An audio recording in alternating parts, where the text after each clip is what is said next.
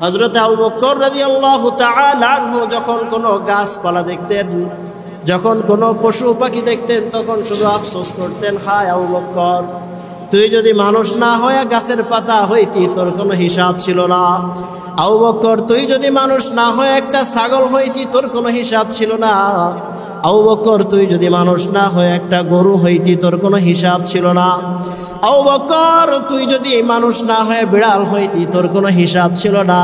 কিন্তু আবু বকর, তুই তো মানুষ, তুই তো ইনসান, তোকে আল্লাহ বিবেক দিয়েছে, বুদ্ধি দিয়েছে, তোর জন্য একটা হিসাবের খাতাও আল্লাহ খুলে দিয়েছে। অর্থাৎ আজ বাদে কাল যখন মারা যাবে তোর জিন্দেগি শেষ নয়। সব প্রাণী মারা গেলেও মানুষ ইন্তেকাল করে, এক জায়গা থেকে আর এক জায়গায় স্থানান্তরিত হয়। দুনিয়ার জায়গা থেকে আল্লাহ পাক রব্বুল আলামিন হাসরের দিকে তাকে নিয়ে যায়, ওখান থেকে নিয়ে আবার হিসাবের খাতা খুলে দেয়। ওই হিসাবের খাতায় যা যা উঠবে সব কিছুর হিসাব দিতে হবে। যখন এই হিসাবের খাতাটা সামনে আসবে তখন মানুষ বলতে থাকবে, ইয়া লাইতানি কুনতু তুরাবা, হায় হায়, মানুষ না হয়ে যদি মাটি হয়ে যাইতাম তাহলে আজকে আর আমাকে কোনো হিসাব দেওয়া লাগতো না।